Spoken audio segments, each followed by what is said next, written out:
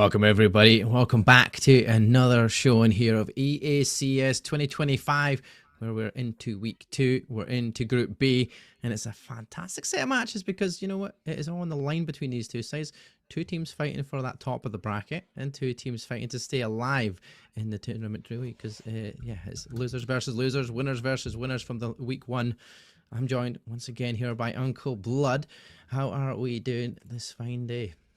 I'm doing great. Thank you for asking. I hope you're doing great as well, Mark. As you mentioned, we do have two very exciting BO3s tonight. We're going to be taking a look at the African BO3 and at a European BO3 as well. So no mixers this time around. But as you rightfully mentioned, it's going to be the winners in week number 1 battling it out against each other, and then the losers fighting get a couple of points in this group and keep their hopes alive to actually make it out of the group. That being said, here are the standings. We already had a look at Group A. We had two BO3s last night, and still Paradox and NRW keep on going strong. Those are the two first qualified teams for the next stage of the tournament. On the other side, which is Group B, which we're going to be taking a look at tonight, we do have EACS, Qantic 07, and Eclipse. EACS and Qantic, they're going to battle it out to see which European team is the better one in Group B. However, that's going to be starting at 10 p.m. CT. For now, we're going to be focusing on 07, going up against side of Eclipse. Again, the winner kind of keeps themselves alive still in this Group B. Yeah, exactly. That's the problem you've got here. Between the two sides, EACS and Quantic, which is coming up later, will be battling out to be the first team in Group B to qualify. And this one now between Sierra 7 and Eclipse is battling to stay alive in the tournament. Otherwise, you will be finishing at this bottom dead set last, sadly. But they've still obviously got another game to go afterwards, which is pretty much just, well, let's see what you can do, see if you still would have had a chance to get a win in your board. But it's a difficult task between the two sides today. There's a few players on that Sierra 7 side, though, you got to keep an eye out, right? Hacks in week 1 was phenomenal. He had like 24 kills in the Hardpoint, 7 kills in S&D. And let's pull up the rosters for that Sierra 7 side, because it is Ruin, it is Virus, it's Hacks, Bailey's, and Faddy. And also another phenomenal performance from him as well. S&D was his showcase in that map as well. They obviously did lose out to Ace, but it was a very close 7-5 loss. But it was 13 kills he got, and he was using the sniper for the most part. So yeah, it was some really good, interesting snipes that we managed to witness from Sierra 7. Hopefully that S&D could be a good win for them again here, up against a different side and up against that Eclipse side. Speaking of Eclipse, though, let's head over to that roster as well. And you could take this away here, Blood, because you've watched these two teams already, and you know quite a bit about Eclipse's side as well, I'm sure. Yeah, it's we do have Time, Coco, Dead, Vector, Giros, and 3 substitutions, Demo, Dream, as well as Yuki. I believe the first 5 are going to be the first 5 participating here tonight. Coco was crazy with the SMG. Unfortunately, last week it was a 4v5 that they had to play against Qantic in the Hardpoint game. However, in S&D, Coco definitely was back and was cooking, at least at the best of his possibilities. However, when it comes to S&D, Qantic are known for being an S&D team, so obviously Eclipse didn't find it very easy. However, I'm looking forward to seeing Dead, especially in S&D, on firing range, rocking that sniper and getting those opening frags. That's going to be crucial against a team like Sierra 7, who even made it difficult for EACS, who are, one could say, the favorites in Group B. These are the rotations for tonight that we're going to be kicking things off with Hardpoint on Hacienda, following with firing range, where we're going to be seeing some S&D action, and hopefully we'll be jumping into a control game, which is going to be played on Crossfire. Yeah, I mean, hopefully this is going to be a close one. Both teams will be wanting to at least finish this off to get the win, but there is a chance that we could be seeing our first control matchups throughout this tournament, which we have yet to see so far in both of the action. All of week 1, completely 2-0s, and our first week, this first games of this week, was the exact same as well. 2-0s across the board. It's unfortunate for some, but it also means that we're not getting to see any control. And for me, I've never ever seen a COD Mobile control match yet so far, out of me only just starting last week on COD Mobile. So I mean, I'm really looking forward to hopefully today, at least one of these two teams, sets of teams, will be able to get a chance to see control map for sure. I want to see it. I want to see how it plays out in a COD Mobile for sure. But for yourself, have you ever witnessed the control side of things, or going to the control very often?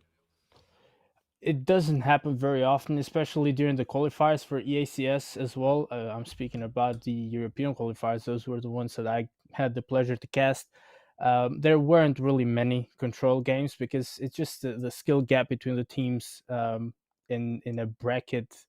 In a bracket fashion qualifiers, the skill gap is just way too large. Obviously, we had NRW going up against Animus, for example. That was a very close one, but even there, the side of Animus did manage to win 2-0 because NRW DQ'd themselves in S&D, and it's rather unfortunate, but control has become very rare nowadays in Call of Duty Mobile, but I think it's about time we get to see our very first control map in EACS.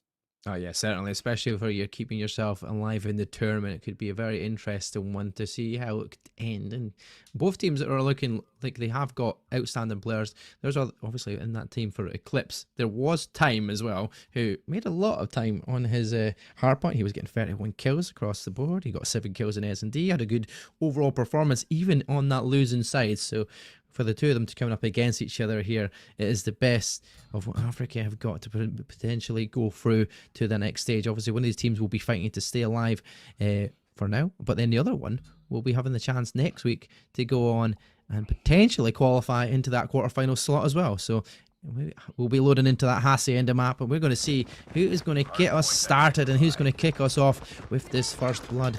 They're saying grenade early on. It could have went really unfortunate for them. Thankfully for them, doesn't come back at them and secure it. But Sierra will get onto the time first. It's going to be a very mixy hardpoint on P1. It always is in Hacienda.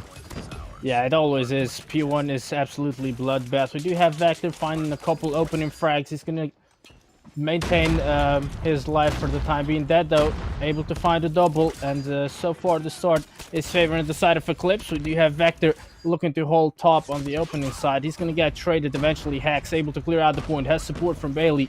Both of them rushing P1, but Eclipse are doing a fantastic job to at least contest the point, and Jira is looking to rotate around that P1. He's going to be spotted. Vector finds a double, and so far so good for the side of Eclipse. I mean, the Vector's just looking absolutely phenomenal already. 7 kills early on. Well, they've got 19 seconds accumulated. But Sierra's managed to get into that last bit of time here. Scrap time will be potentially going their way as well, as the rotations have already been made over towards P2, and it's going to be Eclipse setting themselves up ready for this next hill, which is one of the more kind of valuable hills you're going to get a lot of time on, because it's a tied game as we have it standing here, and into P2 you're already going to have Eclipse in control. Vector still going on a little spree of himself. He's got a nice 8 kills going. He's hopefully going to try and build towards some streaks here, as we do see a lot of good chance coming in, but Sierra not managing to find a break. Free dead in the feed, and all of a sudden Eclipse are just looking to absolutely annihilate the opposition here in P2.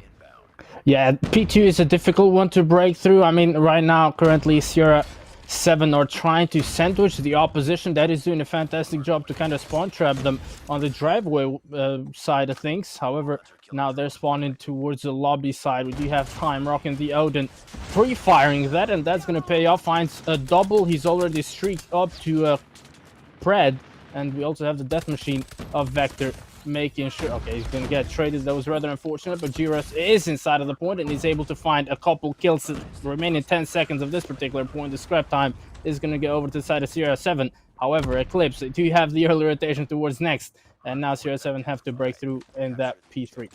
Yeah, they're absolutely eclipsing the opposition early here every single time, getting to that next hard point early, getting themselves set up, using that Pred missile to delay Sierra's movement around the map for sure. And now here you see the War Machine are ready to annihilate. There's one kill from it so far, but he's traded out instantaneously. Unfortunately, can't find a multiple kills, and that's going to be three. Make that 4 dead in the feed there for Sierra as they manage to try and find that break on. Do get in towards that hard point. 7 seconds still to fight it out. Can tie it up here if they can hold the majority of this time, but with the nades being spammed in, can they keep it going? So far the Pred missile is going to keep ruining Bailey. Finds a free, make it fatty, add into all 5 members dead. and it's a very difficult task now. Eclipse are managing to just not get into that hard point, and have been a very good hold off here for Sierra, considering the time that they were in early on and the Eclipse being set up. Yeah, CR7 did a fantastic job to close down the gap, still holding on to the scrap time as well, as we do have Bailey's here on the outer side of things, looking to find the pick on Vector. Vector on the platform, found a double, still manages to stay alive and looking to hold off the pushes going towards next. He's going to get pushed, and Fetty's going to get the better of him with the machine pistol right there. We do have Coco with the equalizer out, looking to provide a bit of support to his team. They do have, once again, control over the next hardpoint. However, Sierra 7, they did a fantastic job to break through in P3. This time around, they're going to meet Coco's equalizer, and he has already 3 kills. Jiras has pulled out the claw as well, doing a bit of damage. Hunter Killer coming out from Coco. He's going to get traded, but doesn't matter. The Hunter Killer does the damage, and now Eclipse doing a good job to hold on to this P4. Yeah, it's good to see Coco getting back into the swing of things. It took him a while to get a couple of kills. He was on 1 for so long. Now he's on to 11. He's almost one of the kill leaders in the lobby. The only person you've got to worry about on his team, and there is Vector. It's helping him, keeping them kills going. But Eclipse still have control. Well, did have control of the time there until Sierra breaks on in. With the 20 seconds remaining in scrap time, Sierra could take the lead here for what would be the first time in this hardpoint. As long as they can get a few more kills along the way, there is a bit of a contest going in there, as Eclipse aren't willing to give it up too much, but it does mean that Sierra will take that lead. Going back towards P1, our second set rotation is about to begin, and it's about who gets these first early kills towards that new hardpoint. It does look like it's going the way of Sierra though, but it's instantly traded back by 2 from the Eclipse side. Dad and Garrus finding 1 each. Yeah, it's pretty much a close game now. Not really what we saw after the first 2 hard points, where Eclipse were kind of dominating. So nice comeback for the side of CR7. Right now, currently P1 once again being controlled by the side of Eclipse. Similar picture to what we had in the first P1 of the game. We do have Hacks inside of the point, looking to pre-fire through the smoke, unable to connect any shots. Coco from behind, able to find the pick on him. And we do have time holding the corners with the Odin, expecting the pushes to come from top, just jumping inside of the point, and as soon as he does that, he's going to get shut down. Ruin finds the double, clears out the point. Sierra 7 once again with control on P1.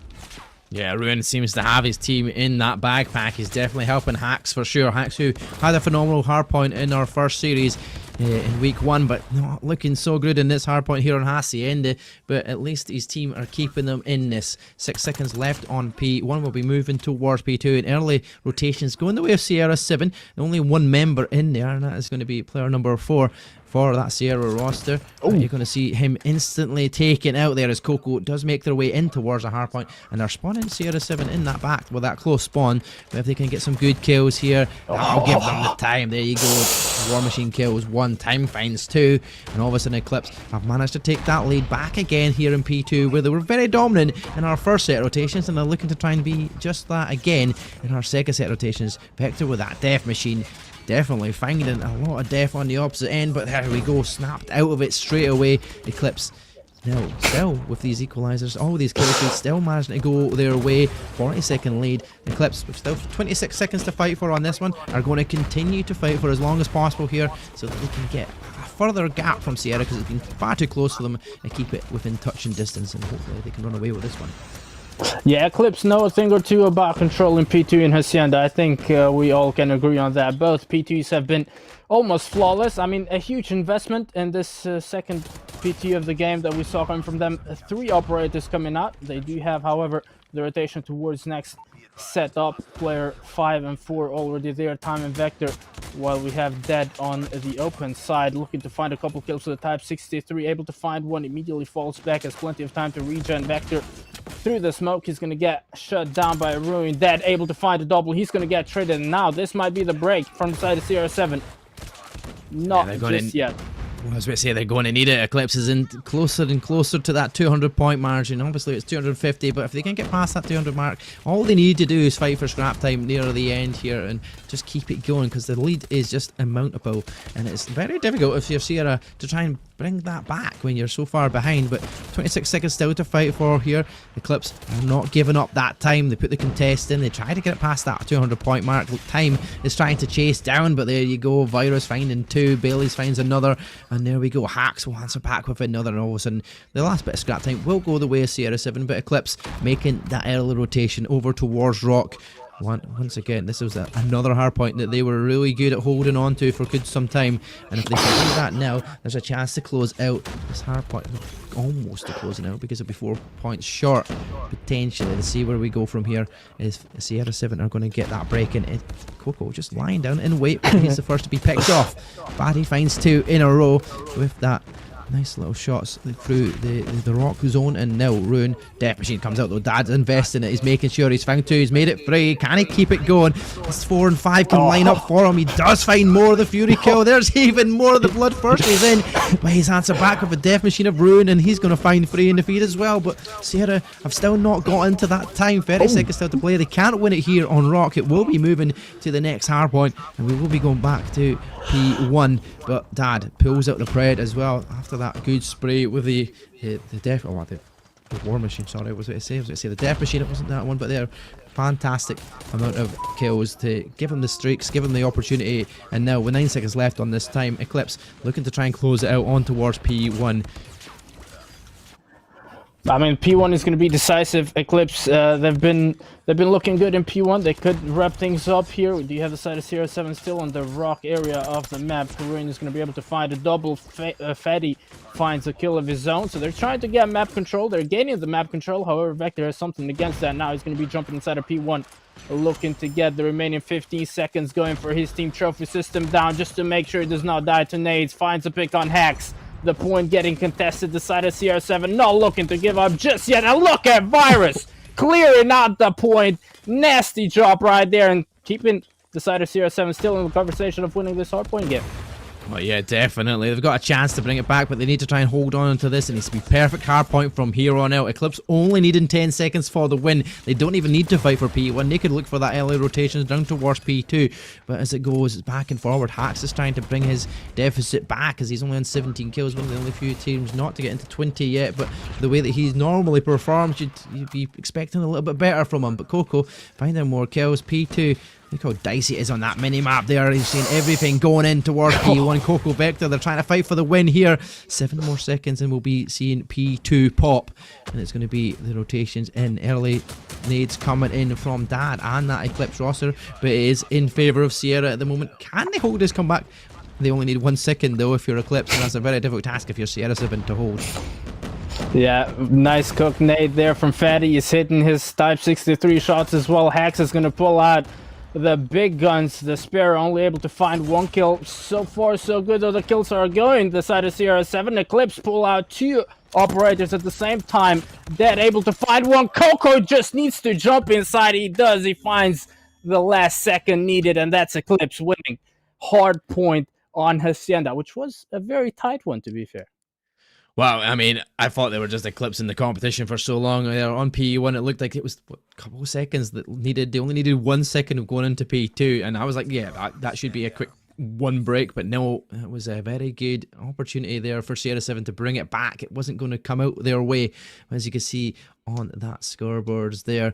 It is looking good for the side of Sierra 7, sorry, but Dad had a phenomenal performance, 35 kills, but I actually didn't realise that time had caught up with him through all that whole time. He also got 36 kills to his name. They were all almost over 30 bomb getters, so just a little bit shy of that, but yeah, the amount of time just surpassed him. You can see Geras being phenomenal on that time, pretty much 2 minutes and 28 seconds all to his name. There's only a few players on the opposition side. Hax was struggling to find the kills, but he was the one getting the time on the opposition side for Eclipse, but sadly it wasn't to be for them. Sierra 7 just couldn't get a little bit warmed up into it. Hax wasn't showing the performance as he was earlier on in week 1. Yeah, I mean, hopefully he's going to pick up his game jumping into S&D, because right now, aside of Sierra 7 are trailing back. They are kind of with their backs against the wall. They need to win at least this S&D game and bring us into control, and then it's pretty much a flip of a coin who's going to win that one, because we've never seen these two teams play in control before. So I have never seen control before. That's going to be even more exciting if we get there. That'll be fun, right? For sure. Yeah, but yeah, hopefully they go back to the drawing board real quick now and get their strats ready for S&D on firing range, because it's going to be crucial to win at least this map against the side of Eclipse. Yeah, exactly. That Fadi will be looking to turn things around. He was a phenomenal S&D player, a phenomenal sniper as well. And I'm hoping with the fact that they've got Fadi on their side with that sniper in hand, I'm hoping he just does exactly what he did in week one, maybe even a little bit better, because he's coming up against what is more of an evenly matched roster than he did in week one. So maybe there's a chance for him to just bolster it and just 20 kills, maybe even more than that in this S&D, and take them to that win, so we get to see that map free, because I really would love to see a control for sure. And I'm sure the chat want to see more COD mobile action as well, because they've all been just seeing 2-0s across the board throughout the week so far, and at one point we're going to get the control. It's just when we're going to get that control. Obviously maybe further down the line of the competition, when it starts going to quarterfinals, when people are starting to fight for it, it's going to be more interesting, or when it's the top 2 teams in that group, which we have got coming up next after this series. But with the way that map turned out, and the way that Sierra 7 kind of got it back, do you feel like they've got a chance in this S&D? I believe they have a chance, to be fair. I mean, we saw Ruin. He was popping off in the hardpoint game as well. He was top fragging overall. He had 40 kills. And, I mean, he's considered by his own team as the best player in their roster, the MVP. So, I mean, it is to be expected that he performs. The question is, can he perform now that the pressure is starting to build up? Can he do it when it matters the most? I guess we'll figure out in a couple minutes. Yeah, so we'll be heading into firing range and a good old classical map here in Call of Duty, which we love to see. I've not seen it personally myself in such a long time. But here we are fighting it out, and you're going to see the rotation moving in from Sierra going all the way towards that B bomb site. It's going to have to try and make Eclipse maneuver around, but you're seeing Gerris with his snipes. There's a couple of good shots, but then all of a sudden Fadi, and it's all down to Bailey's. He's got that sniper in hand. He's the only one remaining, but he does find one, tries to find a second, but Coco will annihilate him, and Eclipse will take the 1-0 lead. Yeah, great opening frags there from Giros, able to find a triple, but I believe the first shot he took was a collat. Unfortunately, we didn't get to see from his perspective, but judging by the speed on the kill feed of those opening 2 kills, I believe that was a collateral. Nevertheless, great stuff coming from side of Eclipse and Sierra 7. They're going to have to figure out something new, because what they tried in the first round didn't really work out. Vector able to find the opening frag. Bailey on top tower able to get the trade. Ruin finds one. Bailey's finds another, and now it's all up to Coco and Dad to clutch a 2v4. Yeah, 2v4, it's not the easiest task to be doing, but you've yet to put the bomb down if you're Sierra. They're not trying to make that rotation round towards B. 2 players plus the bomb carrier.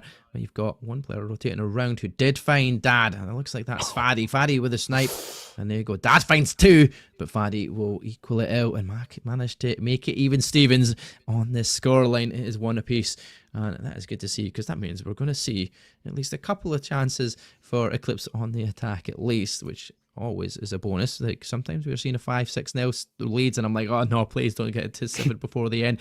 And we want to see as much of this action as possible. But Coco lying inside hut, he's going to change position. He's going to turn around. It's going to be time that gets that first kill. Finds a second onto Bailey's. Then all of a sudden, Dad pulls out the snipe, finds Hacks, and Fadi will answer back with 1 on Coco. But they're in a 2 versus 4 scenario. If you're Sierra, you're also down with the position where the bomb is yet to be picked up, or it's been dropped where the last player died. So they're going to be watching over that for your Eclipse, making sure that anybody's going to try and get that opportunity to get that bomb will be finished off. Laroon shooting targets and not the actual opposition. A little bit of a distraction. Maybe that was just trying to put some players off or rotate them in, but nobody falling for it, at least on that side of Eclipse. And Ruin with a snipe, he's going to just have to try and find these angles and find the right opportunity to at least pull 1 back in the opposition side, but very difficult task in this scenario. Yeah, only 2 sniper players left here for the side of Sierra 7. Fadi, though, finds the opening frag in this 2v4.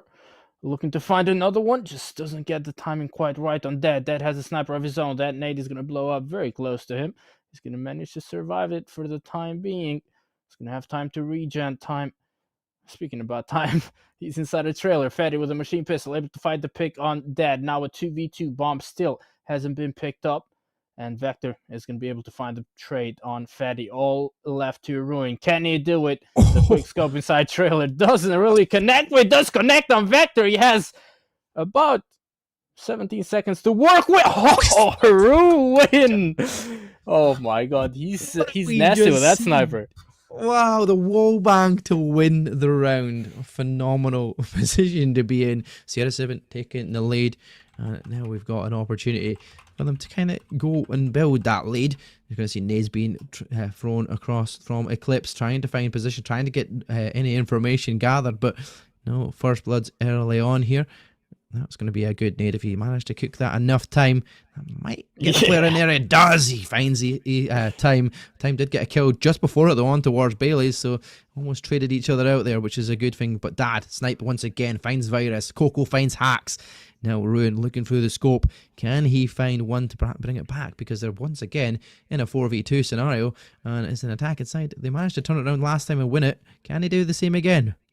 I mean, it's going to be difficult. Eclipse are going to throw one round, but surely they don't throw back-to-back rounds and, sell 4v2 from their perspective. Bomb once again down, 1 minute and 10 seconds on the clock. Ruin and Fatty still, once again, the 2 players left alive for their team. They're still opting to go for the same A-long push. Fatty's taking a peek through mid. I feel like I've seen this all before, Blood. I feel like I've seen it all before. Is he going to lie down again? Oh, yes, he's going to lie down, machine gun. Here we go. Is this going to be reminiscent of the last round? 2 versus 3, though. It's a bit of a difficult task once again, but Dad's going to get information. He's going to spot Fatty, and he decides, I'm not going to challenge that yet. Eventually does, finds the snipe, gets Fatty, and all of a sudden, and that is all of them down. Dad finding the next snipe once again, and we'll tie up the S&D at 2 apiece. Yeah, no deja vu this time around. The side of Eclipse able to clutch their round and equalize the overall scoreboard. In this S&D game, we're tied 2 each, and we get an early tiebreaker here in round number 5. What can Dad do with that sniper? He was, the one who got the answers for the side of Eclipse and managed to shut down the opposing 2 best players. Vector, they're going to find the opening. Blood. Bailey's has spotted somebody. However, he's been spotted as well. This is a risky move. Coco on the other side of the map able to find the pick on Fatty, and once again 0-7 with a huge player disadvantage. Yeah, they're in a 3 versus 5, 2 players down the extra, and this time round surely Eclipse are managing to keep their position and hold well and not have to worry about too much. You're going to have Dan that can pull out these awesome snipes, and he has been doing so far, but Hacks once again having a really bad day at this the office. He's yet to find a kill. 4 rounds down. There you go. There's Garrus with the snipe, though. Is now going to try and find a quick scope onto the second. Ruin is just around the corner. He does get one again, but Ruin will trade it back. He'll find Vector to follow up as well. What are these snipes? It's 1 for 1, and then all of a sudden you see the challenge come in, and it's between one of the 2, and there you go. The winner with that one was Ruin, but he's left in a 1 versus 3 scenario when we'll regather that bomb. But they're going to have the information if you're Eclipse. They're going to know where he is. Around where that last kills were, that would have been called out to his team. And he would just be waiting around to expect him to go plant one of these bombs. You can already see Coco's looking over. He finds another. No way! Surely he's dead. Yeah, yeah, I was about to say, if time choked that one, he might have as well given 0-7 the win there. Because how do you see your teammate die, look at your opponent in the eye, let him go for the bomb plant and still not kill him? But doesn't matter. Time did what he had to do. He won that round for his team, and the Eclipse are now in the lead. Yeah, he was waiting his time. Ruin looking for that quick scope once again, trying to get that first blood.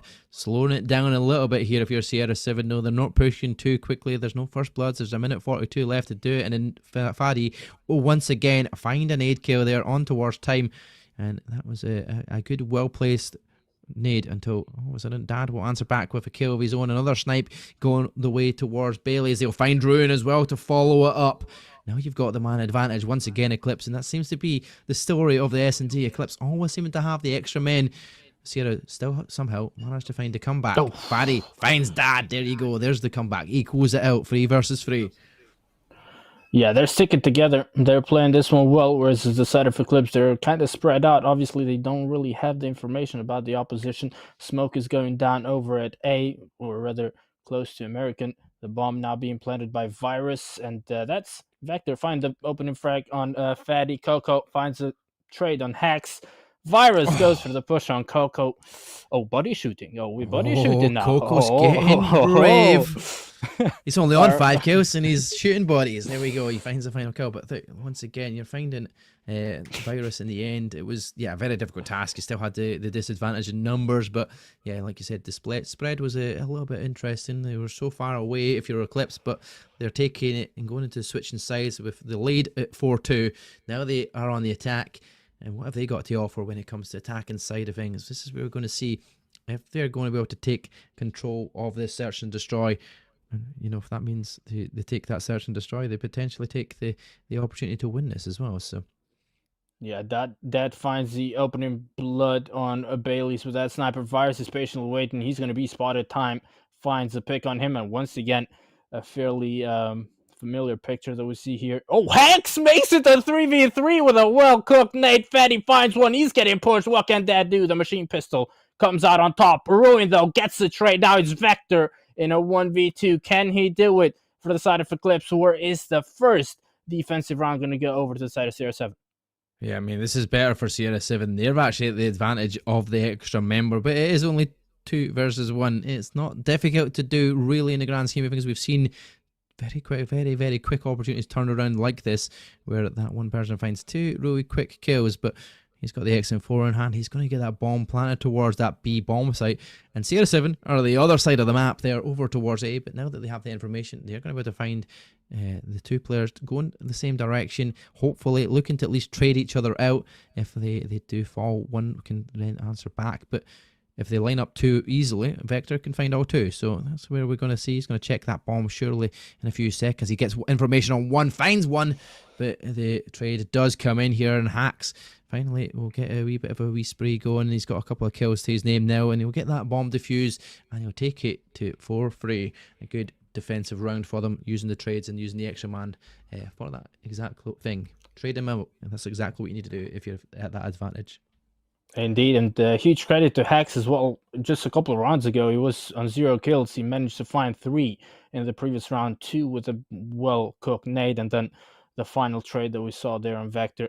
That being said, though, it's still too early to celebrate for the side of CR7. They still have plenty of work to get done here against the side of Eclipse. Fatty's gonna find a triple over at A long. Surely a collect on the first one. This guy just doesn't miss. 11 kills on board. We talked a lot about Ruin, who's currently on 8, but Fatty is starting to, you know, pick up the game right now. Yeah, it reminds me of the old-fashioned meme. Oh, that's exactly what you needed to do. They finds another one on towards Dad. He's gonna ace. Is he gonna go for the ace? He's gonna ace. Oh, no. He will be traded out by Vector, but it is traded back, and all of a sudden, Sierra have tied the game up. It's 4 apiece, and definitely a very feisty search and destroy we have on our hands here. Who is going to get to that target of 7, or who's going to have that 2-round advantage? Just see as we go into our 9th round of Search and Destroy. He does get some hit markers there, Faddy, once again. And I told you, he's just devastating with his sniper. 12 kills so far. Nice. He's got the sniper, and he finds 2. Dad will get 1 back on Virus, but yeah, they're at advantage now if you're Sierra 7 once again. God. Dad finding Ruin as well. 3 versus 2. It's very close. It's the battle of the snipes at this point. Yeah, I mean, the snipers have been the difference makers currently. Vector able to find one dead. He's going to get out-sniped by Fatty on that particular occasion. Now Vector left in a 1v2. Can he clutch it? Well, it's going to be a difficult task going up against Fatty, who's currently on 13 kills. Also, Hax, who started to pick up his own pace as well. Fatty on top 10. Oh, he hit. Okay, they spotted each other. Vector spraying with the XM4. He has the better gun from that kind of range. However, Fatty just needs to connect 1 shot, and then that's his job done.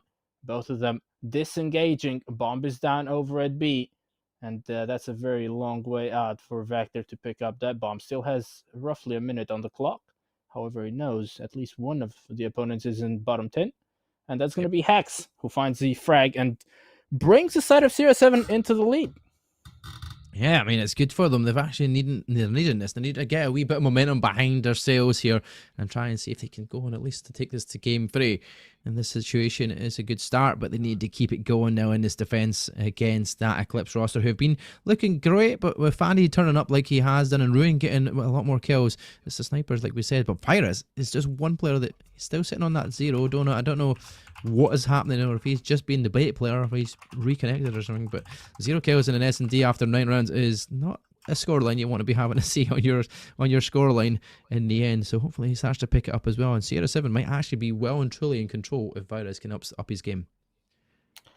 Yeah, however, this time around, Eclipse looking to play for picks, not necessarily making any movement towards the opposition, patiently waiting for Sierra 7 to make a move and potentially profit from that.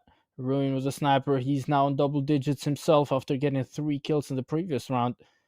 11 just looking to get some information over at the jungle area. No B pushes coming through though from the side of Eclipse, who are still just maintaining their position, holding wood, holding showers, holding A long, and one of them hiding in the corner of jungle, patiently waiting for a move from CR7, which is obviously not going to come. If you're CR7, you just let that clock run out, and the pressure is going to start to build up on the side of Eclipse, who are now opting to go for a long push. Fatty, though, finds the opening frag on that. Yeah, it's been a very slow starter around this. Definitely, it's getting to the very business end of the search and destroy, and the way that it is going, Sierra 7 just holding their time. They've got the first blood. Fari finds another snipe once again. He's into 15 kills. Make that 16. Oh my god! Triple kill once again. Fari is just unbelievable with that snipe in hand, and they will wipe out Eclipse. They have took it to map point. Wow! If you're gonna get MVP for that, that is just turned the map on its head. You're 17 kills, a chance to get a 20 bomb here in this round if he does another triple just like that. I mean, that's 2 triples in 2 rounds. I mean, phenomenal from Fadi, and he's definitely one of these players to watch. Yeah, he knows how to snipe. I guess we can agree on that one. He's going to get out sniped from Dad, or rather by Dad this time around. Dad from Topwood able to find the pick on him over at Barrels, and now the side of Eclipse have the player advantage. Obviously, this is match round for the side of 0-7, so Eclipse need to win this one in order to keep themselves alive in firing range. Can they do it? Ruin is going for the bottom wood wall banks. None of those are going to connect. Bailey's has picked up the sniper of Fatty, and maybe he's going to be able to get a couple kills with it. Well, he's going to be able to connect the concussion. However, no damage done currently, as bomb has been planted by Coco.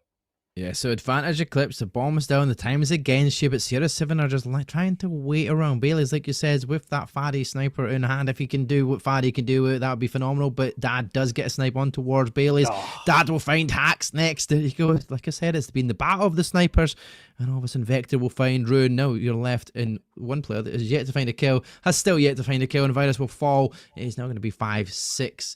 Still in favour of Sierra, still map point here for that roster, but they'll be having to try and see if they can win it out now, because they don't want to get to the business end where it's now a tied game and you're battling for 2 in a row.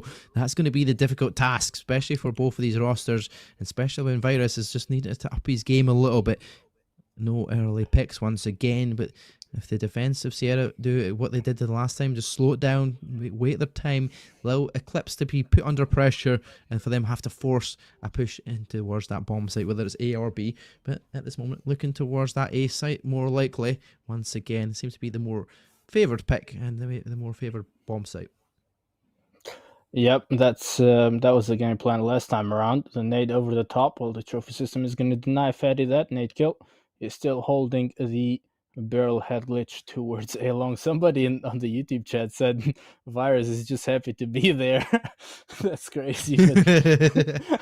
Yeah, that is crazy. At this point in time, you're probably thinking, thank God for Fadi and Ruin. I mean, they're keeping themselves in this whole lobby and keeping themselves in this search and destroy. But still, again, another really slow round to start with. Hit markers, though, come up for Ruin. He's going to find something. He knows he's around that way somewhere, but now smokes over that A bomb site. They're going to send an aid towards it just in case, but it's going to be a full rotation from Eclipse. They're going all the way down towards that B bomb site. They've waited too long at A, and now they're going to get that first pick on towards Virus once again. Yet to find a kill. It could be overweight in this round, but if he goes through the whole S&D with 0 kills, I'm pretty sure the chat will tell him that he needs to up his game for sure. But with Eclipse in control over this bomb site, they've got smoke down. Now they look to go and try and get that plant. Coco going inside. Is he going to get the chance to put that bomb down? He will. Nobody looking to see any of the angles, though. He tries to peek it. Vector will pick off Hacks, and now you've got a 2-man advantage if you're Eclipse, looking to tie up this S&D. Gerrits finds Ruin, and now you're in a very difficult task now. Fadi and Bailey's. What have you got to do against 5 members of Eclipse? Well, they've already clutched a 2v4 before the side of Series 7. This is just a 2v5. And just like that, they managed to find a triple. It's a 2v2. No. Bailey's finds one. Gerrits in a 1v1 against the man himself, Fadi. Who can't do it with a machine pistol? It's Fadi. Body shooting. 2v5 clutch to win the game and keep themselves alive. This be a 3 Sierra 7. S&D Masters. He finds the kills. He gets the 20 bomb. He wins Search and Destroy, pretty much carrying his team on the back. 7-5 the win. And guess what? We're seeing our first map free, and we said we might get it in this map, and we have, and it is going to be absolutely phenomenal to see a control for COD Mobile between these two sides. Like I said, they're battling to stay alive in this tournament, and Fadi showed exactly what he was doing to try and stay alive. 20 kills is just outrageous. Blood. Yeah, I mean, you called it before the game even started. You said he's no stranger to finding those 15 frags and even 20. And 20 he found. 20 and 8. That's an incredible KD for an S&D game. Followed by Ruin, also the sniper. The 2 sniper players top fragging really for the side of Sierra 7. 11 on board for Ruin. Then we did have Bailey, who did step up his game really in that final round. Helped Fadi quite a bit to clutch the 2v5. Hex on 6, and then game to be forgotten for Virus, really, but surely he's going to have his chance to shine in the control game that will follow very soon. On the other side, we did have Dead, also a sniper player top fragging for his team, followed by Vector with the XM4, 10 kills on board, 1.0 KD, not bad at all. Coco, who started buddy shooting way too early, he's now going to regret that one. He's on 7 kills, Gerrits on 8, as well as Time on 6 to conclude the roster of the side of Eclipse. Yeah, I mean, if you're Coco, you're definitely going to be regretting that's going to take a sour taste out of your mouth, because you've just gone on and lost this S&D. And that's against a team who had a player on their team that didn't find a kill whatsoever. We're just feeding them kills. But yeah, as it stands, with Fadi being the performance that he's put on there, I mean, does it matter if you got somebody with 0 kills? By the looks of things, you just get Fadi will find triple kills when he needs to the most. When you're down the advantage, you've got the extra men, you think, yeah, this should be an easy round for us. We've got the bomb down and everything. We don't have to worry about everything. No, you don't. You've got Fadi on the opposite, and he's still alive. You've got to deal with him somehow. And even though it's a sniper, you said it's one shot. Like, you just need to click on quickly, and you could easily get these kills. And that's exactly what they did. Find a trade on one of them, and then Fadi closes it out to the 1v1 to get the bomb done and to win the round. So I'm glad we're going to see a control, and I'm looking forward to hopefully all of these members start to turn up, because Hax has still had a slow game as well. He's not had the best of 2 maps. He was a great player in the first series, but this time around he's just not up his game yet. Obviously Fadi doing what he has to do, but if they all work like that, Sierra 7 have got a chance of getting this win here. Technically a reverse sweep, even though it's only 3 maps, but I mean 2 rounds on the bench in a reverse sweep technically, so I mean it's a chance for them. Yeah, I mean, it's really up to them. So far, Sierra 7, we have to be honest, they've been relying on Fadi and Ruin. It was mainly Ruin in the Hardpoint game, and it was Fadi and Ruin, both of them, on double digits in that S&D game. The rest of the team needs to step up and, perform to at least to the expectations. They don't necessarily have to exceed the expectations. Just, do the bare minimum, help out your team. And surely now they have the momentum on their side. They come from a win. Virus might find it difficult because he didn't really help much on that victory. But again, this is when the IGL, the in-game leader, or the coach, the manager, whoever they might have there, needs to step. Well, Virus is the IGL. Okay. The pep talk is going to be interesting. He was just like, I'll sit back and I'll just feed, and then you guys can do the hard work. I'll tell you what to do. He's the mastermind behind that Sierra 7 victory right there. He had all the strats planned. He was busy planning the strategies. He did not have time to get the kills. He let his teammate find the kills, and that's absolutely fine by me. So yeah, it's going to be interesting to see what the Sierra 7 pep talk is going to sound like. Unfortunately, we don't get to do listen-ins. Maybe in the future we'll be able to do that. But for now, we can just assume and hope for the best if you are a Sierra 7 supporter. If you are an Eclipse supporter, obviously you don't want to see your team getting reverse swept. So fingers crossed Eclipse do manage to find their way back into the winning ways. Yeah, definitely. Maybe Virus was thinking, you know what, I'll just save my hands. I'll save my me playing. I'll come out when I need it the most, because we're going to go to this control no matter what. He had trust in his side, so he was like, right, I'll save it for that. That's what I need. I need a good respawn, and I'll come back in, and I'll be all guns blazing, ready to take the series by the grasp of their hands. But that's maybe just a long shot from me. Maybe that's not the case. Maybe it was just a really bad game. But all in all, it doesn't matter now.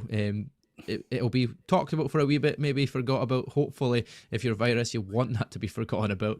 He'll forget about it as quickly as he possibly can, because he needs to regain, he needs to go back into another map, and he needs to go into Crossfire, control, and hope that his team are all ready for this control, because it's the first time, like we said, teams have probably seen a control in some time.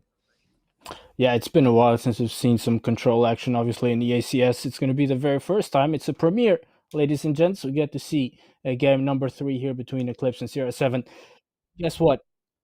That performance from Virus is surely going to be forgotten if the side of Sierra 7 do manage to win this control game, because victory is all that matters. Statistics are good or a nice gimmick, but they don't necessarily matter that much. Obviously, it can boost your confidence. If you're Fatty, you're jumping into this control game thinking you're the best player that ever touched the game. But even if you're Virus, I mean, that kind of performance shouldn't demotivate you. On the contrary, you should be performing even better to make amends for a rather poor performance in game number 2.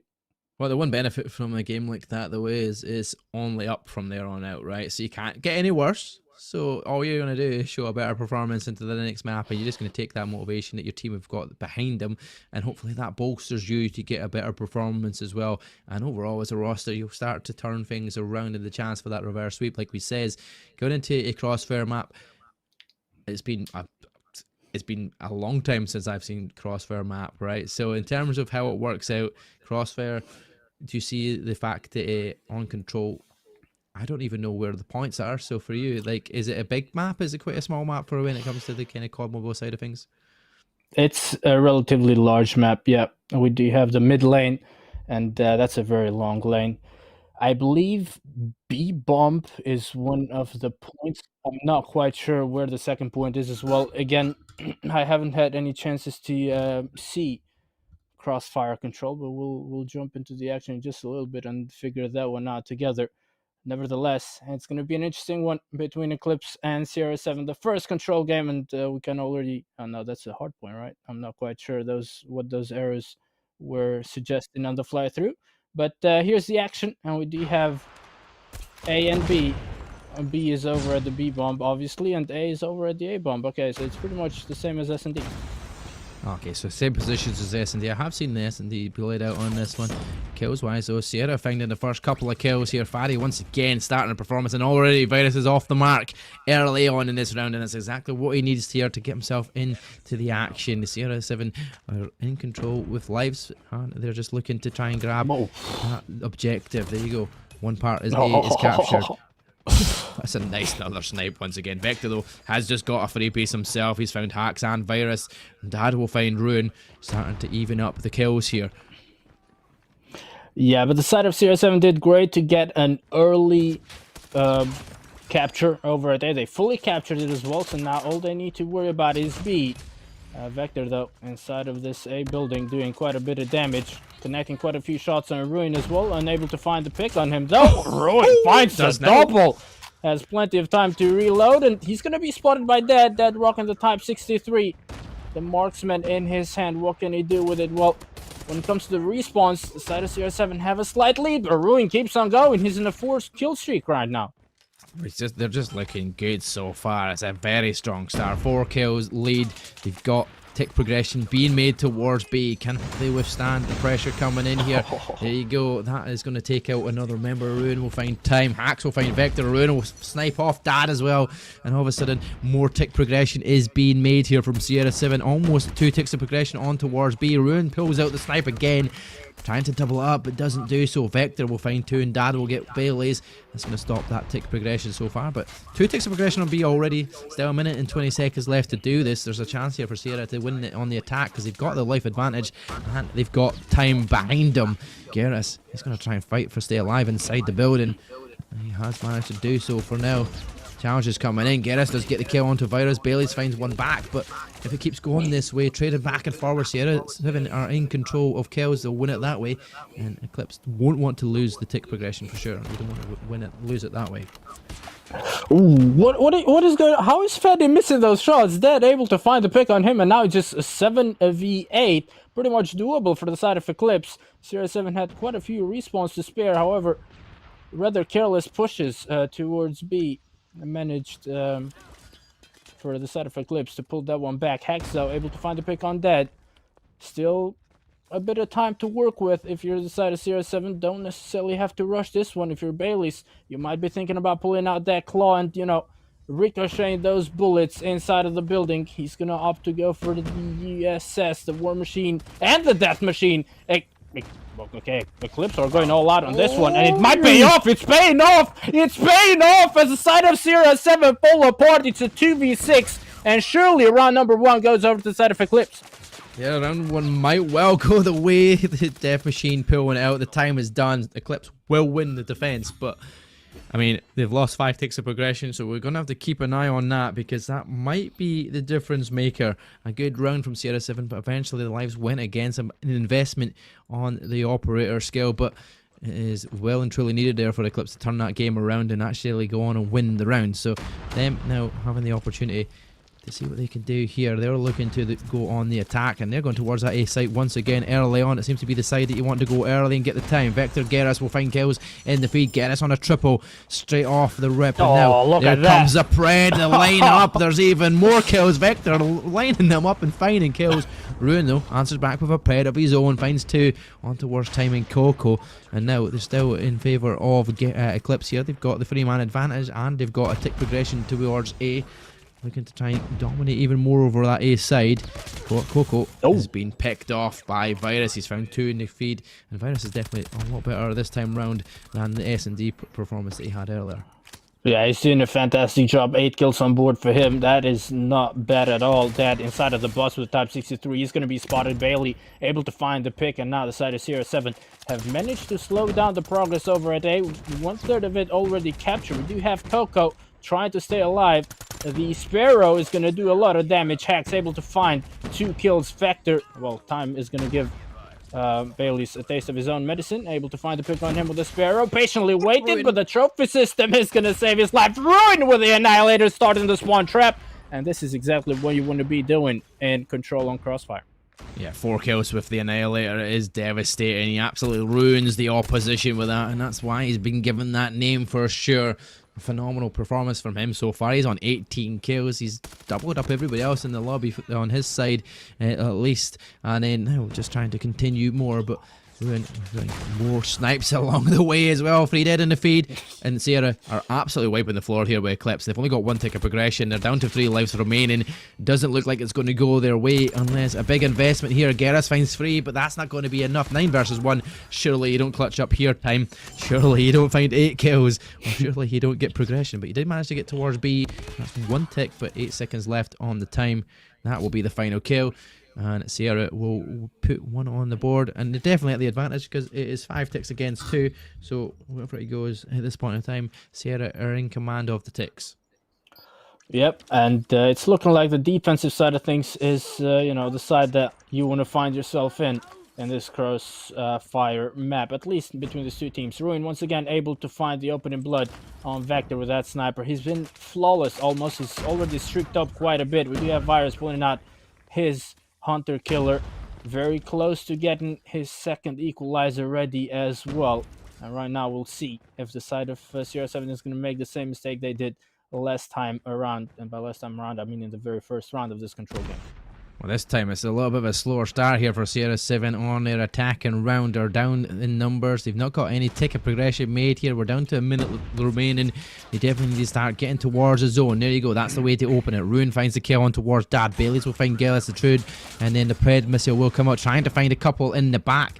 Does he find anything of that? It doesn't, but he gets the information. Nope. There's a few kills going their way. They've managed to tie up the lives, and they're getting tick progression towards A. But Garrus will wipe Bailey's, and Dad will find Ruin. Time will find Hacks, and that will be the time stopped for now. 52 seconds remaining. Only one tick progression made once again here from Sierra 7. Definitely not the same way they started the round 1.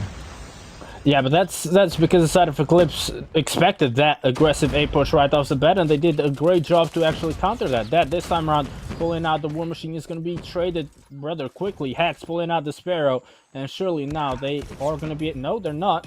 Hacks able to find the pick on Juris, but Coco was the player that he didn't really count for, and Coco inside of the A building looking to find a couple more kills. It's looking like Eclipse are giving up on A, and now they're going to be focusing on B. Coco going for the flank. Oh, he turns around at the worst time possible.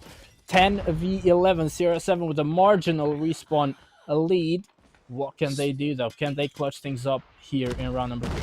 Just when Sierra 7 didn't look like they'd started off well, they've managed to get the progression, but we've managed to get Vector finding 2 to tie up the lives here. Barry will get a snipe towards Dad. Now time will go and try and support his team over on this B site. It is now going to be 9 versus 8 in favour of Sierra 7. They run right into death though, but Eclipse will find a couple of kills there, and it is 6 versus 5. Could be down to the deaths here at this point, as you're seeing Hacks trying to find one, but he gets straight killed by Garrus. Bailey's will find Vector, and we're no more respawns remaining. Virus finding 2. Look at that, Virus. Well done, 17 kills so far. They're in the advantage. They're going to win the round. It might not be by ticks, but it will be by kills, unless they decide keep him alive, go towards B, but they don't do that. Bailey's will find the kill. Doesn't matter though, they did get 2 ticks extra there, so that's 4. They're definitely winning the defensive round at this point, unless Eclipse could potentially... Nah, that's it. They've won the defensive round, right? For sure.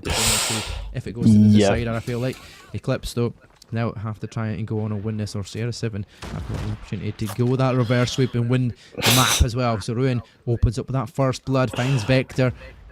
You can see the chance to find a second kill as well, as Garrus runs straight into him with a machine pistol. That's a good start for Ruin. He's found a third as well. Oh my god! Faddy with 2 as well. My god, we're seeing an absolute annihilation here. Sierra 7 are just finding so many kills.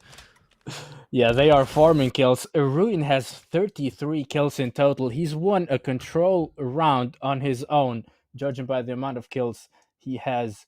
That being said, currently the action has been paused, or at least I cannot see it moving. Can you see it moving? No, it is frozen for me at this point. So I can hear the gunshots. I can't hear see what's going on, ladies and gentlemen. We might be in a position where we are struggling to see and where the scoreline is going. Hopefully we can get a quick refresh of that. We'll get to see what the action goes before it counts down. There we go. The refresh is in. 2 ticks of progression made towards B. Eclipse are in control of the point. 1B earlier this time round instead of the A side, but that's 3 dead in the feed for Sierra 7. They've got the lead here in kills once again. They're just absolutely dominating in terms of the kills. A player like Ruin at 33 and Virus on 28, Bailey's on 28. They're just absolutely destroying the opposition. Coco is finding it difficult to get into double figures at this point. He's on 6. Can he make any more use of that? He's trying to take some shots, but he's not getting anywhere. And 18 versus 12. 2 ticks of progression made towards B. Sierra 7 very much in the driver's seat. Yeah, Sierra 7 looking like they want to wrap things up here in this round and win the control game. And to be fair, the odds are in their favor. They have more respawns to spare. And currently, neither A nor B have been fully captured. So it's only 33 seconds left on that clock. Currently, it's been paused. And Time does an incredible job to hold on to that A side of things. They're going to be capturing A, and that's going to boost the timer by a whole minute. Now, if you're Eclipse, you want to take things slowly, find as many kills as possible, and make use of those 2 operators you have already ready. Yeah, you can't be forcing too much there. Time finds 2. Make it Coco finding another here as well. Ruin will trade 1 back out to Garrus, but they're down to 4 lives remaining. It is only going to be Vector. Dad, it's down. It's done. Vector is down. Coco's not managed to find kills, and there we go. The Annihilator comes out. The squad of Sierra 7 will win the map and win the round. Well, win the round, win the map. It's 3-1 and reverse swept. We've seen the control.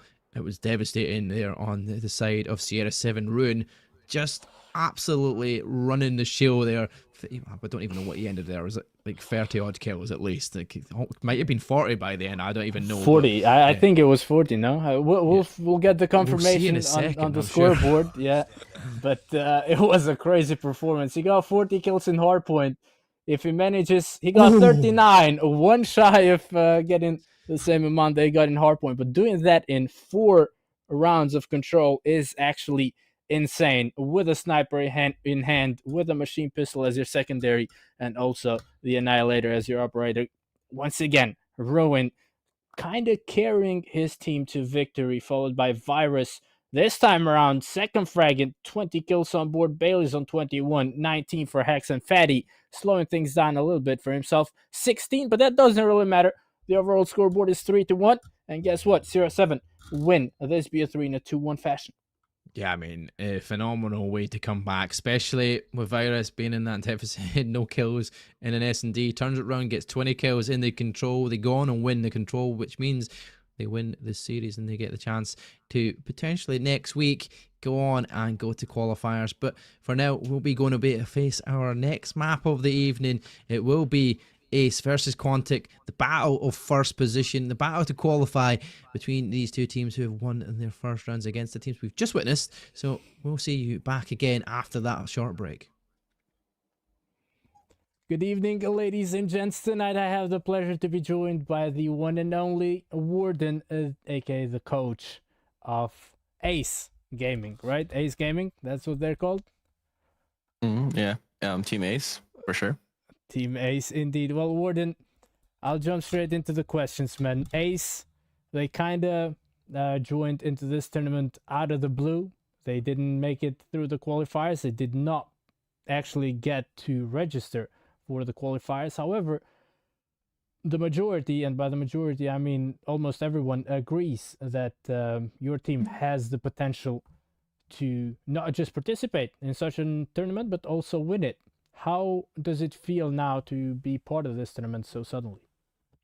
It's pretty honorable, to be honest. Huge shout out to those who really believes in the team, and overall I just I'll do my best as the coach to ensure that we're gonna give the whole tournament a match or a team to eye out for.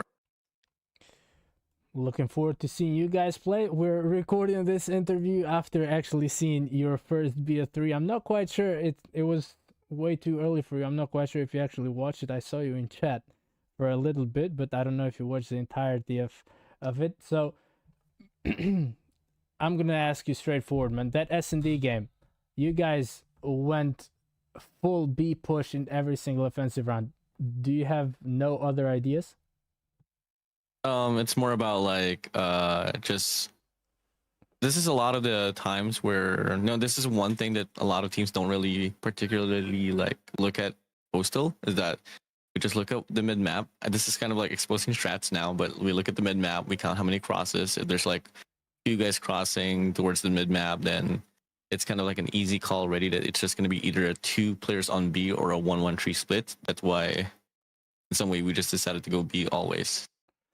Okay, so it's a call you make in the moment. It's not actually pre-planned.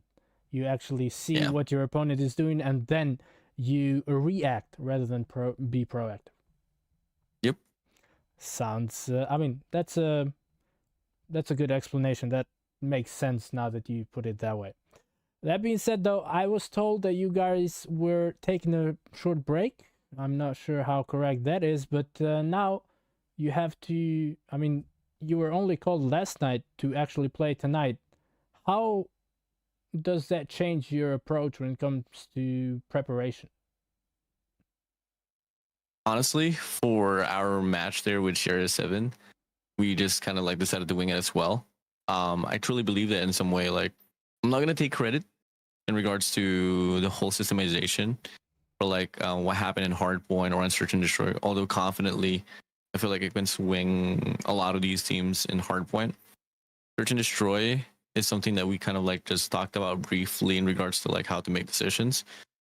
But overall, to cut things short, we didn't really care too much for our first matchup there with CR7. So that was not the full potential of EACS in that first BO3. Is Nah. that what you're saying? Okay. Nope. It's good. It's okay. I'll ask 10%. you. 10%. All right. So you're gonna be top 1 in your group. Well, for sure, with the performance that that we were able to put up, I feel like we are bound to get a bounty on our heads, and I'd like to take in the challenge for sure. So definitely, the goal is to make it to the next stage as the top 1 for the group. Okay. Well, expectations are very high for Ace. I mentioned that before. What are your own expectations coming into this tournament? How far do you think you guys are going to make it? Do you think you're winning it all? I know everyone comes into a tournament with the idea, okay, we want to win it all, but being realistic, do you think you have what it takes to win it all?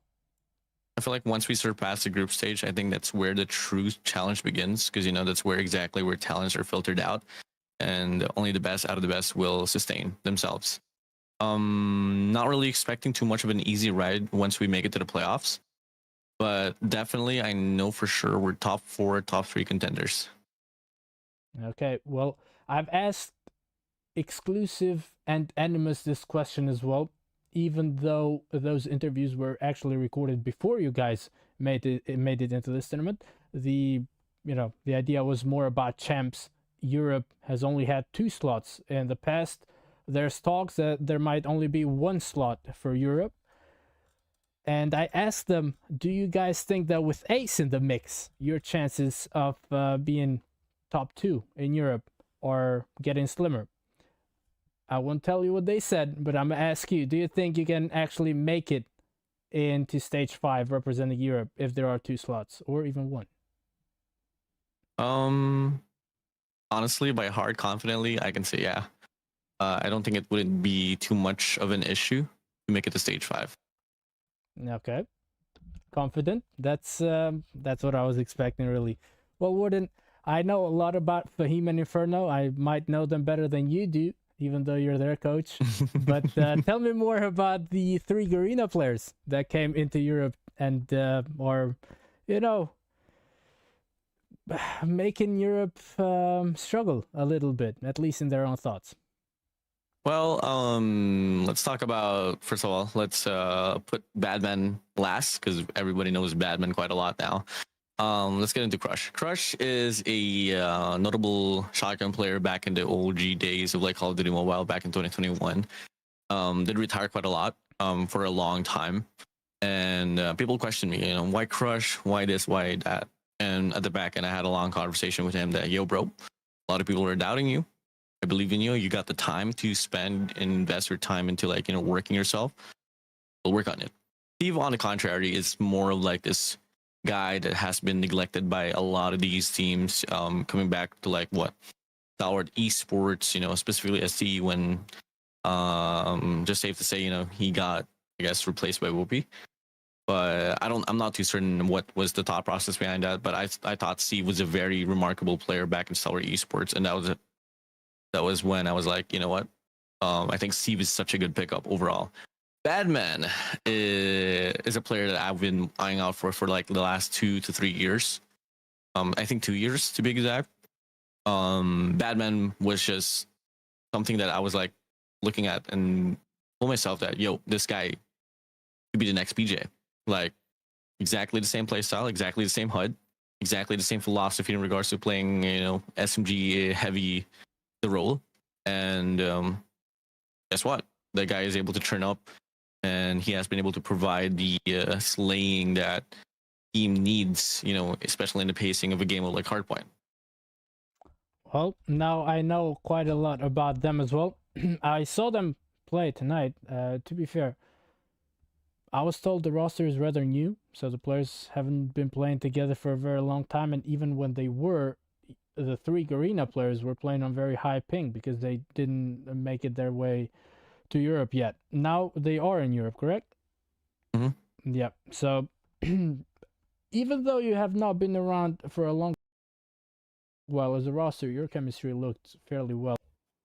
There you go. Welcome back, ladies and gentlemen, to our second game of the evening, which is also our final game of the evening, where it's going to be Ace versus Quantic. It is going to be the battle of first and second to see who will finish it on top and also have that qualification spot. If it's a 2-0 from any of these two teams, it's the chance to be guaranteed to going through to that quarterfinals. And both of them had great stellar performances against their oppositions. Ace were up against Sierra 7, who we just seen beat Eclipse, and Quantic beat Eclipse 2-0. So it could be an interesting match. Do you favour any of these two sides? We've just heard from Warden, the coach there of the Ace side. Does he give you a lot of confidence for his side?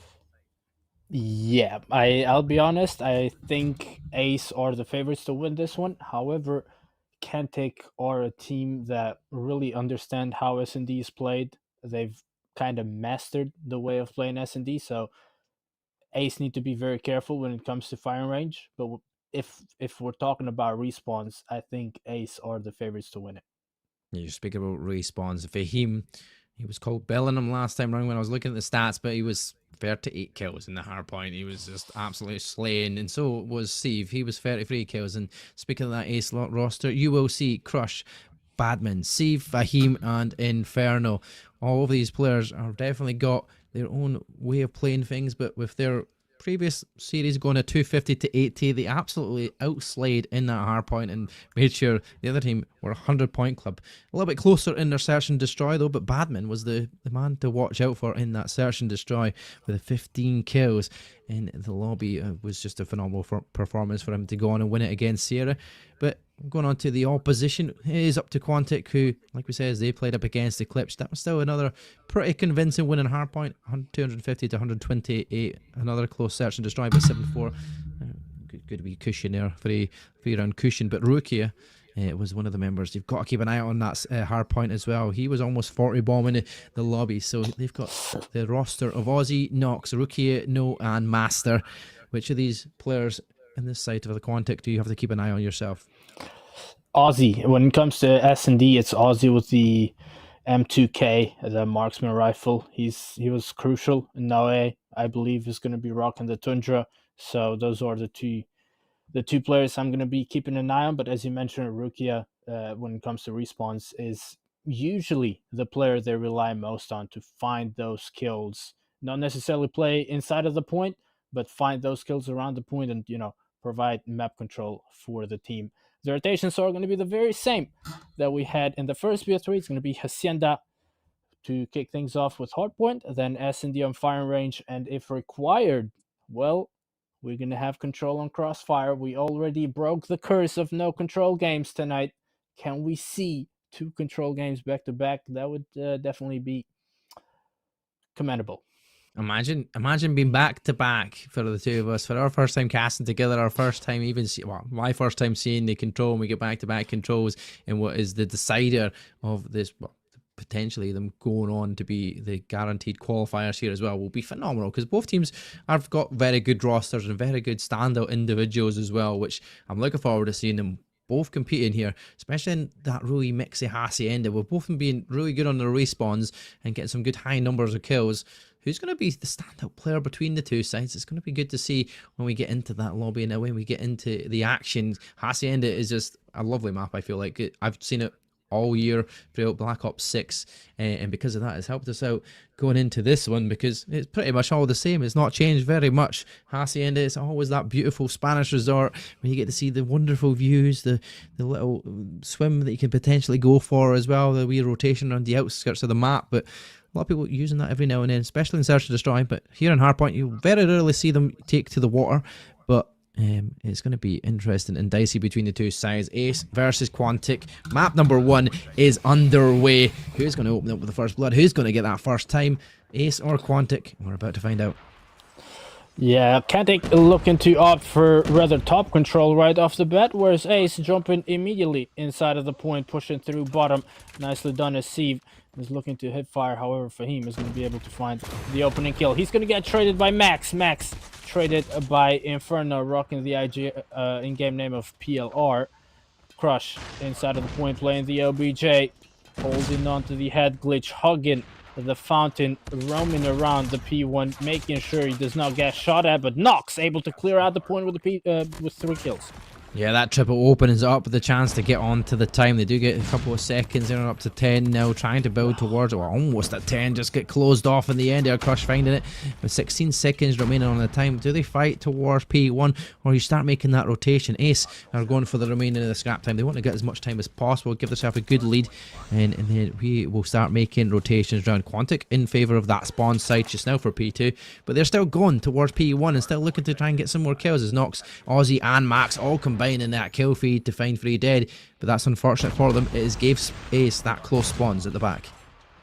Yeah, now the side of Ace pushing through driveway. We did have one pushing through Zig, gonna get shut down by Rukia. Rukia getting shut down as well. Fahim and Badman inside of the point, clearing it out.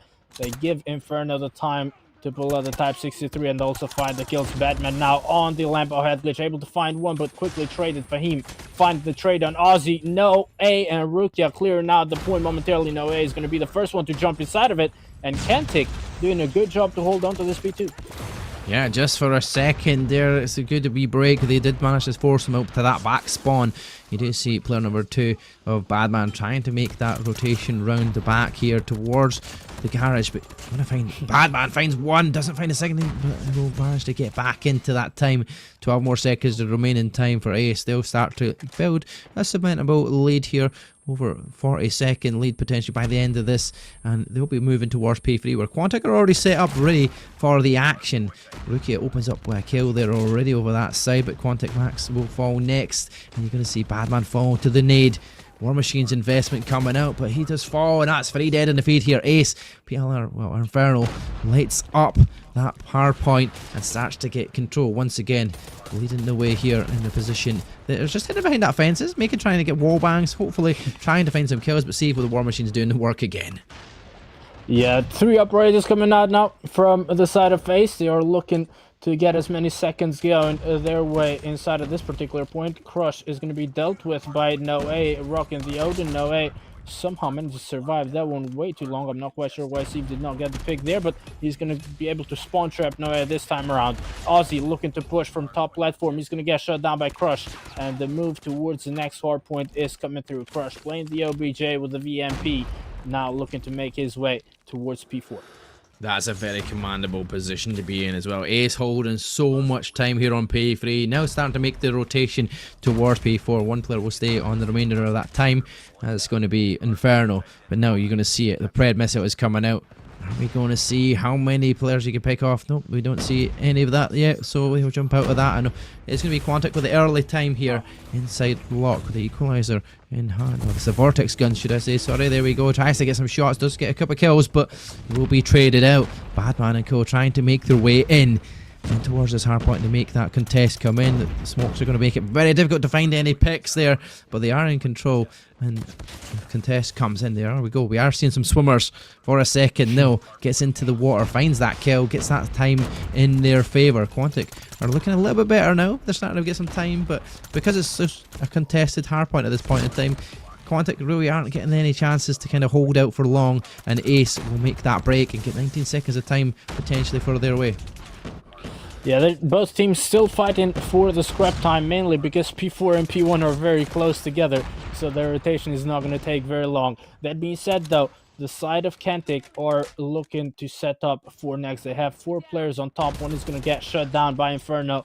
That's Noe, and Inferno with 13 kills on board, looking to increase the kill amount. Rukia, though, with the VMP, able to find one.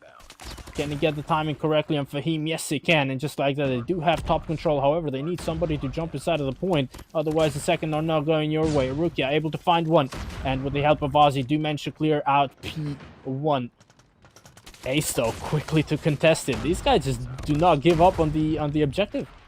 Nah, I mean, if I were to say Ace, the way they're playing, they're absolutely flawless at the moment. They're looking good. They've almost got a 100-point lead. They've got back on towards P1 here, and there's the 100-point lead now going their way. Fahim, Badman finds some kills. Max trying to answer back for one. No, it's going to be in a fight with Badman. Will eventually find him. And double kill going their way, and Aussie finding that kill gives them the chance to get back into that time. 14 seconds left on P1. We're going to start making rotations soon, but yeah, Quantic are still struggling to get past enough time. They're 100 points down still almost, and P2 is about to commence. You're going to have one player over there from Ace, but he's been picked off. All of a sudden, Quantic's going to get some good time potentially to hold in what's one of the crucial hard points to hold on to. Yeah, P2 is not an easy one to break through, but Crush somehow manages to find his way. Once again, 3 operators coming out. Huge investment from side of FaZe, but so far, every single investment they've made has paid off, and it's looking like it's going to pay off this time around. It's Fahim with the USS doing the damage currently. Badman holding Zig with the equalizer, looking to push. He pushes, he finds a double, and that's going to be plenty of time going to the favor of FaZe off of this P2. Yeah, I mean, this is looking very convincing here from Ace. They're far too far ahead for Quantic to even fathom a comeback at this point in time. Can't they keep it going? Rookie down below in the waters, trying to find some kills. He doesn't manage to do so. He'll fall to Fahim. All of a sudden, everybody is falling on the other side of Quantic. They're very rarely getting into this time to even contest it. 12 seconds remaining, and if Ace hold the remainder of this is 50 more seconds, and the win is theirs. Ace going in towards P3. Want to be one player making that rotation round. That's going to be Steve. He's there early, but there's too many players of Quantic already making that early rotation round, and Quantic need perfect, like even more perfect than I called it last time round, hardpoint, because if you're 150 points down, you have to win every single hardpoint from here on out. Every single one. You can't be giving up too much time. To say that it's going to be difficult, it's an understatement, but we'll see if they can maybe pull an ace or two out of their sleeve. Rukia pulled the death machine, but quickly traded. Fahim able to find the pick on Max, and just like that, it's Ace with control over this particular hardpoint. Rukia on top off is going to be dealt with by Fahim. He's streaked up once again to an EMP system. This guy just doesn't know how to die when it comes to hardpoint. Always gets those streaks going. Always crucial in hardpoint, and so far, Ace are doing a fantastic job, mainly thanks to Fahim as well. Yeah, definitely doing a fantastic job. 16 seconds left of the remaining time here. Ace looking just to fight for it. Finds Free Dead in the feed. Quantic definitely in the uphill struggle. It's definitely going to be a very difficult task to come back in this position. And if you're Quantic, that's going to be a wee bit of a hit to your morals, your hope, to your energy. I mean, it's going to be like, oh, well, we tried, we threw everything at it, but it just wasn't enough here against a very, very strong side. And there's the Tempest coming pulled out. He will be finding one kill, but not finding his next. Quantic finding Free Dead in the feed. That's what they needed a lot of these times, but they don't manage to hold and withstand that time for long enough. They do get the kills, but they just don't hold on for long. I mean, they're trying their very best. They really are, but against the side of FaZe, it's always going to be difficult. Now we have 2 players looking to push through water, and now looking to hold that particular angle with the Odin, but Ozzy is going to be the one finding the kills, rather. Sieve with a War Machine finally is going to be able to get a couple kills going for himself. Inferno on the rock head glitch with a Type 63 from close range. That is crazy what this guy is doing with that particular gun. Death Machine though coming out from the side of Ace, and a lot of shots being shot, but Crush unable to actually translate those into any kills. Fahim with a USS able to find a double. Max able to get the trade with a Sparrow, but what can Qantic do? They're desperately trying to at least contest this one. It's only the last 2 seconds that go their way, and 9 seconds are needed for the side of FaZe to wrap things up.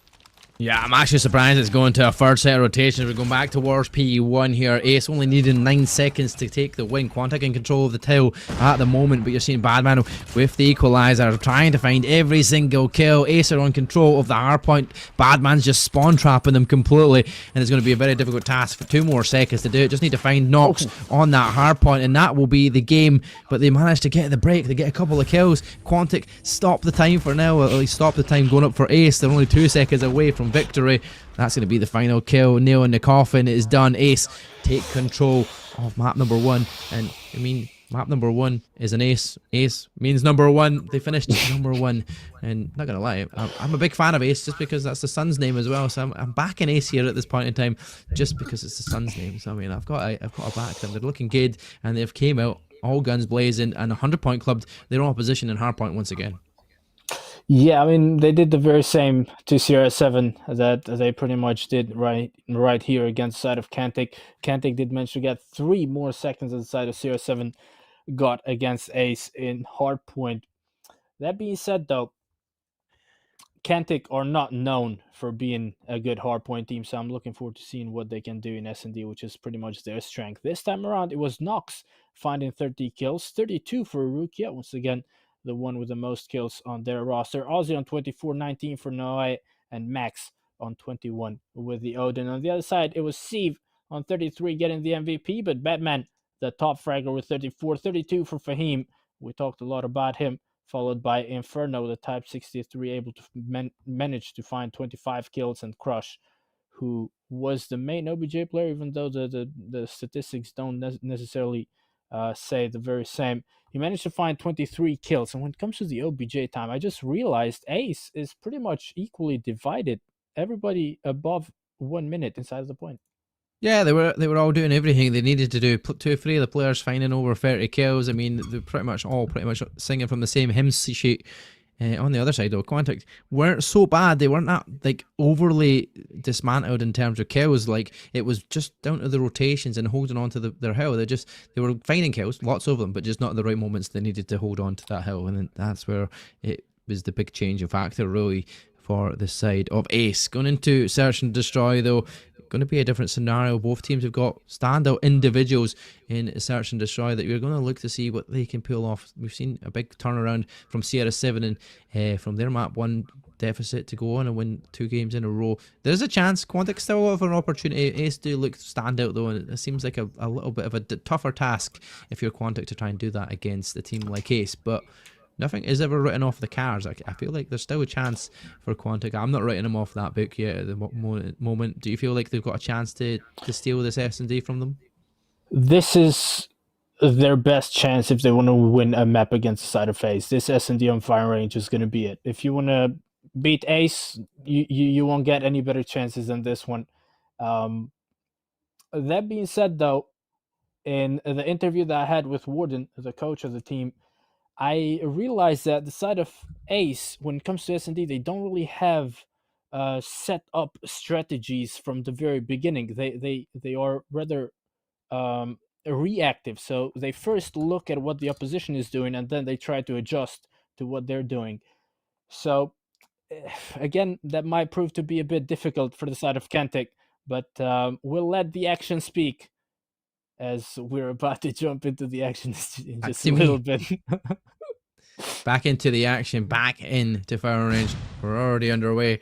And you already see a first kill going the way of Ace, but there we go, back and forward. It's 3 versus 3 scenario. The attackers are Quantic for the next first 6 rounds at least here, so we get to see what they can do. They're going to have a big scenario here. This is one of my favourite weapons, right? See, from the old Call of Duties and all the Black Ops and such, that the VMP was my favourite, and no, it just shows exactly why it is such a good weapon. But 2 versus 2, well, we just say that Inferno pulls off no with the sniper, and all of a sudden they're in the man advantage, the defending side of Ace, looking to control the S&D at this point in time. But the bomb car, Max, he's on the opposite side of the map, going towards B. But with a sniper, he's going to try and get that bomb down, try and find positions, try and find a pick, and maybe even get the opportunity to find the other 2 dead. If it was Faddy, for example, in the last map, he'd be able to clutch this up for sure at times, but against this side, he does get the notice. But there you go, they know he's there. Don't have to push this too early if you're Ace. Yeah, you just, give Max the time to plant the bomb even, and then you can just retake in the 2v1. They're looking to make their way towards that, expecting the flank probably. At least that's what Crush is thinking about. But Max is going to get the chance. Oh, no, that's a fake plant. Expecting somebody to push bottom, or rather top 10. No pushes coming through, and just like that, bomb is going to get planted. Ace or going to get notified of that. And Max, now the pressure is starting to build up. He's expecting the push to come from jungle, but that is completely wrong. Max able to find the pick on Crush. It's a 1v1. However, he still has to go up against Inferno, and trust me, Inferno knows how to use a sniper. Snipe face snipe. Let's see who's got it. He's got the chance. He's going to throw the smoke in one way. He's going to bait it the other way around. Max is like, right, I'm just going to run through the smoke, keep myself protected, because he's not going to be going that way. It's going to be a very difficult task. 16 seconds left on it. Who's going to pull off the quick scope? It is going to be Inferno. He does clutch up, and there's plenty of time on the cars there to get the bomb defusal. Ace will take round number 1, and Inferno finding that final snipe does the job. 2 kills his name, and 1-0 the lead for Ace. I was not expecting Inferno to pull out the machine pistol there. I thought actually he's going to go for the sniper 1v1. But sometimes you got to do what you got to do to win the round. And Inferno does exactly that. Finds 2 kills in that round and wins it for the side of Ace, who now have the lead looking to get the first blood in the second round, but unable to do so for the time being. Fahim being very aggressive, pushing mid-map. Somehow, nobody's looking at him, and he finds a double. Finds the pick on Ozzy with the wall banks. Almost finds a third, doesn't see Nox in the corner. He'll at least trade one back, but in this position, you're still one member down. 1 minute and 30 seconds to go. You're trying to rotate around towards A site. You've got team on the other side. Oh, Nox will find Save. Almost evens things out. No, finds another, but Inferno with that snipe does find Nox, and Crush will finish off Quantic 2-0 the lead. A good position to be in if you're that defensive side. 2-0 up to the Gid, and now you've got chances to just keep going in mounting that score line. Defense seems to be the more favoured side, but it's going to be about all of these first bloods, and you've seen what he did last time. Fahim, phenomenal start to get the 2 kills early on. Will we be looking to do that? It's a full push from Quantic though. Look how quickly they're fully progressing towards that B bomb site. 1-for-1 it goes, but Rookie will find Badman now. Nox gets information. Fahim will kill him, but then there you're going to get Fahim traded out by Max. Back and forward it goes, but it's down to Save 1 versus 3. Yeah, Ace caught off guard there. Nobody was expecting that full aggressive B push. The only player that was over at B was Crush. Very unfortunate for Steve not to get the timing right there on the bomb plant. There's still a 1v3, needs to clutch. Time ticking down. 35 seconds to work with. The nade is not going to connect. However, they still have a rough idea of where Steve is pushing from. He spots Nox, finds a pick on him. Can he find the pick on Rukia? Rukia is going to fall. And now it's a 1v1. It appeared to be impossible. Steve is making it look doable right now. Steve is, I think Steve's got this in the bag. Is he going to spot the player to his left-hand side? He's not got much longer to do, though. He's going to go for that diffuser. He's going to fake plant it, or fake defuse it, sorry. And Max is not falling for the bait. So you have to go and do it now. The time's against you. It's going to be Max. He's going to get the free kill. It's going to be easy enough to finish it off, and Quantic will put a round on the board. But yeah, almost the clutch factor that he needed from Steve. 1v3, he finds Tade. Max wasn't falling for the bait, though. Yeah, no, Max played that one fairly well. Had to play time to perfection. Obviously, you don't need to be aggressive, especially in a 1v3. Fahim, though, might be able to find the opening frag here on Nox. He knows where Nox is. However, unable to connect the shots quick enough. Can he find the wallbang on Ozzy this time around? Not really. Steve, though, making amends for not being able to clutch the previous round. Able to find first blood on Nox this time around. Rukia and Noe looking to push towards B. However, they're going to be met by Batman and Crush, who are both holding the angle. It's Crush able to find one. Max and Noe find 1 kill each simultaneously. And just like that, it's a 3v3. Yeah, evens it up. Fahim gets the information. Ozzy runs right into his crosshairs. And now you're going to get no putting down the bomb. They're at the deficit here in numbers. But you're up against 2 snipers, and the way that Steve was on that last round, I wouldn't bet against them whatsoever. I feel like even with the opportunity, no, does get information. Inferno's super weak. Fahim goes for the challenge, does find no, and now it'll be all of the players of Quantic finished. They're going to start shooting bodies, and we've seen this on the last round. It was brave for Coco. Is this going to be the thing that bites him in the backside? Is Quantic going to find his comeback and they're going to get the opportunity to go on and win the round and the map? This is where we have to figure it out yet. If shooting bodies is a bad thing.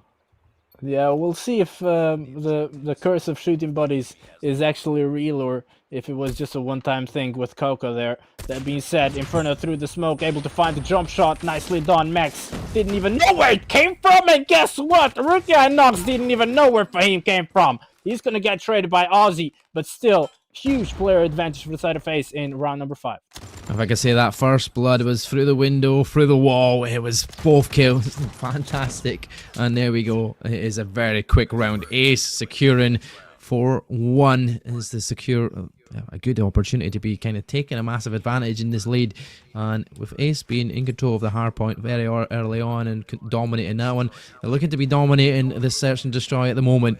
Quantic need to find some good rounds back here to at least give themselves an opportunity in this round. But Inferno once again opens up with that first blood with that sniper. Crush going to get information. Players running in, but Rookie will clear him out of the way. Back and forward it goes. Inferno with another snipe. Padman will fall. Inferno finds another snipe. My God. And he wins out the team of Quantic. Ace with a 5-1 lead. Going into switching sides now. They'll go on to the attacking side, and they only need 2 more rounds to do this. Yep. If you're Qantic though, and you're the first one to die to Inferno, why are you not giving callouts? Why are all of your teammates lining up for Inferno? I'll never understand that. Nevertheless, it's looking like Ace are gonna split things up. 2 players going, or rather 1, looking to find information towards jungle. 3 on the wooden area, and Steve, who was looking to be aggressive towards A, is gonna get spotted and also dealt with by Nox, who finds the opening blood in this round. Inferno with the acrobatics is gonna get spotted though, as Ozzy finds the 2nd kill for Qantic in this round. Yeah, it doesn't even see him as he was making that climb, but there we go. Now you're down to 2. Badman does find Nox, so at least takes 1 out of the equation and out of this equation, but it's definitely a difficult position to be in. Quantic with the, well, I was going to say the advantage. They find 1, but it is 3 versus 1, and Crush will be found out by Max. They will lose that round, but they've still got the advantage here. A good one at that as well. 3 rounds so far in the lead. Only need 2 rounds to win it. Quantic, are they going to be able to find it in the defense? Are they going to find the comeback of all comebacks? Very difficult task to come 5-1 down and go on a win, but it's not off the cards yet. And all these nades will be sending towards that A-bomb site. First blood once again goes away Quantic, but that is instantly traded out as Fahim finds Nox. 4v4. And Ace looking to slow things down a little bit. Still opting to go towards A. They're already in A. Inferno able to find the trade on no way. And that grenade did plenty of damage. Inferno finds another with a sniper. He's hitting his shots. He's not missing. And Ace are going to get that plant off. Now a 2v3. What can Max do? Oh, hit your shots. It's going to be Steve finding that somehow. And it's all up to Ozzy to clutch this. Absolutely no chance. Ace, match round for them. Oh, that's it. That's it. Map, round, series, point, and the fat chance to guarantee the quarterfinals here for Ace.